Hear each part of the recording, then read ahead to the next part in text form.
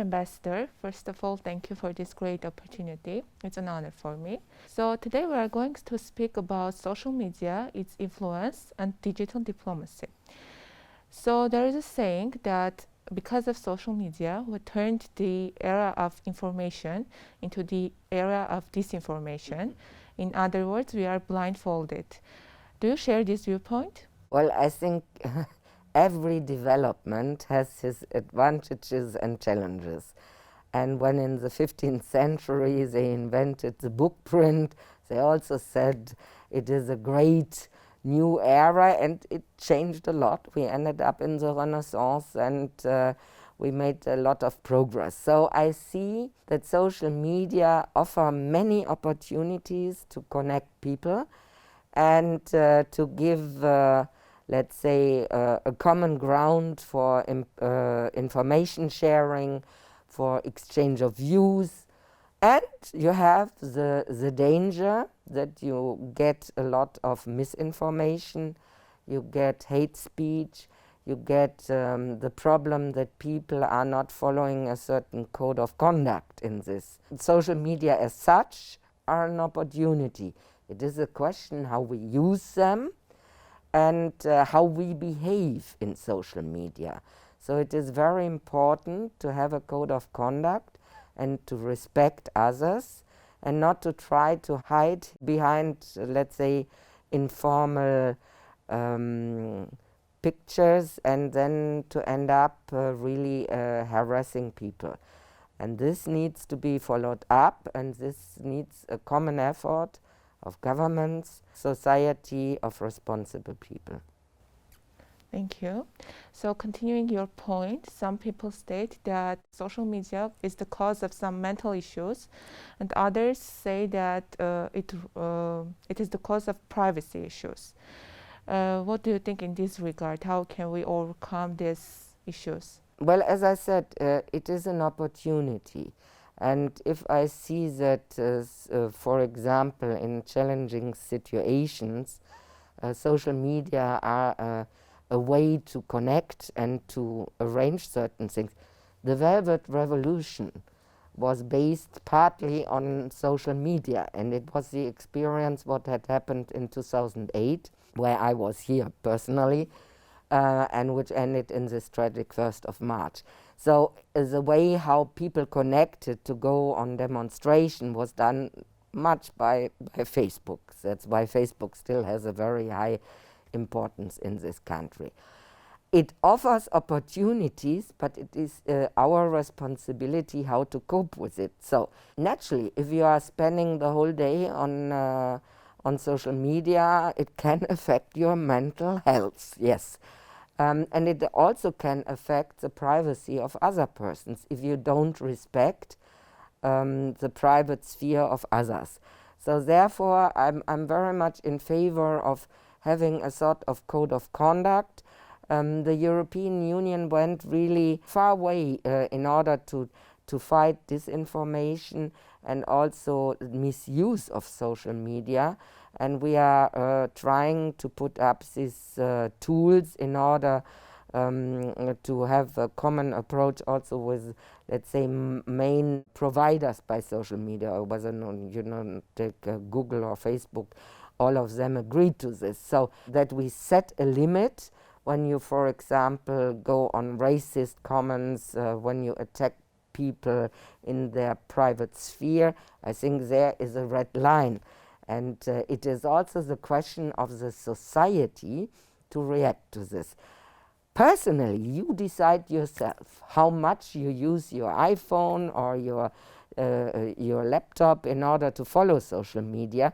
If you are addicted to it, then it is a problem.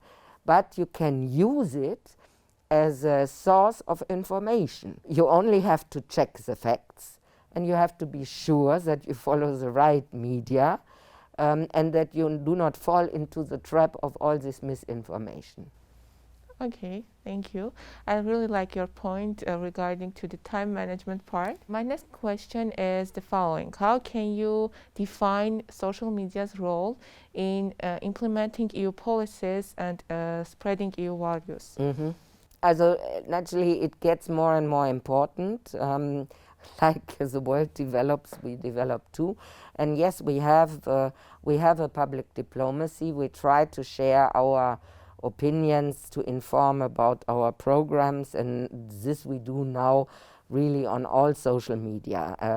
So you can get nearly directly every statement that comes out, every resolution is shared on social media. So the European Union is very open and also transparent in what we are doing via social media. And we use it here. It is an important tool of the work of the delegation to inform, for example, about projects. We launch, call for proposals. Everything what we do is shared via social media so that people can follow us and also give a feedback whether they like what we are doing. And then you have to cope with certain reactions which are not the ones you expect, but this is part of the game. Again, continuing your point, previously we didn't have this kind of reality. I mean, our assistants didn't use any of social media platforms, no. And nowadays even our politicians are using social media platforms to proclaim a decision, make a statement, and so on. So of course this is going to have any consequences for the future and for the future generations. And only thing we can do now is to assume what is going to happen in the future because of this overuse of social media. What can you say in this regard? As I say, it needs to be a common effort, also to teach people how to use it, how to use it reasonably, and to stop these elements of hate speech. I really see with concern here in Armenia and in other countries. On this, we offer projects. We want to support independent media. We think it is very important that you train and you give possibilities to investigative and independent journalists. This we do. It is very important to teach people media literacy, because if you see something on Facebook and you believe it, this can be dangerous. So what we try to do is awareness raising. We try to target young people to give them certain tools how to check facts before believing them, and then also to learn to express their opinions, but in a decent way.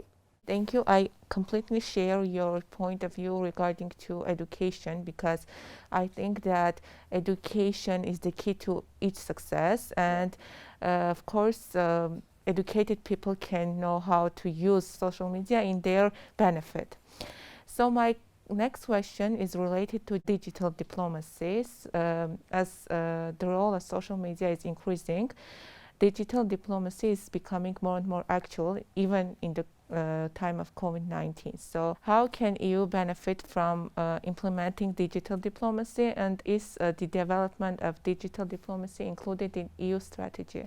Yes, we have a strategy how to cope with, let's say, the new techniques. We are very much in what we call public diplomacy, because there are different elements. Digital is one of them. We are working on this very closely. This means we inform the citizens within the European Union, but we inform also our partner countries and the people here in our partner countries. We are trying to improve our tools to make it more accessible, to make it easier to understand. So we also really try to follow up how is the reaction.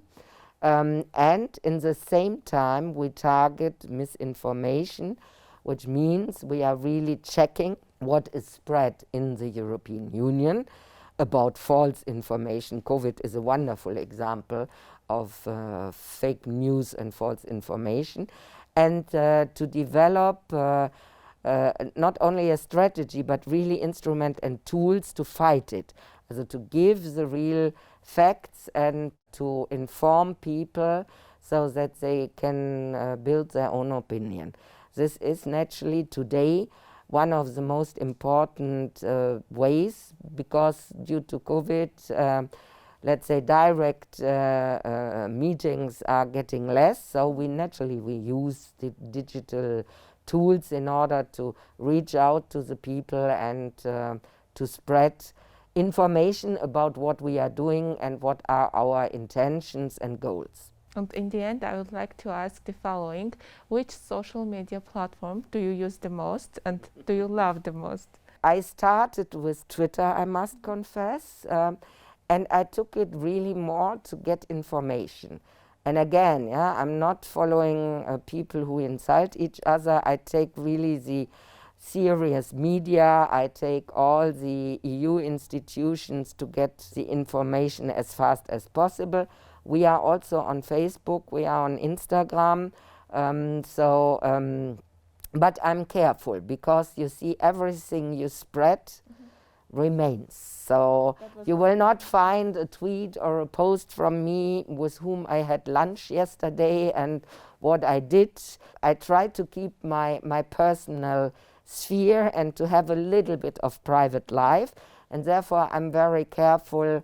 This is also something which I think we should teach young people, because the photos you put on Facebook, they remain there and they can target you years later. So no, also Twitter is still the one I use most. Thank you so much. It was really good and touching.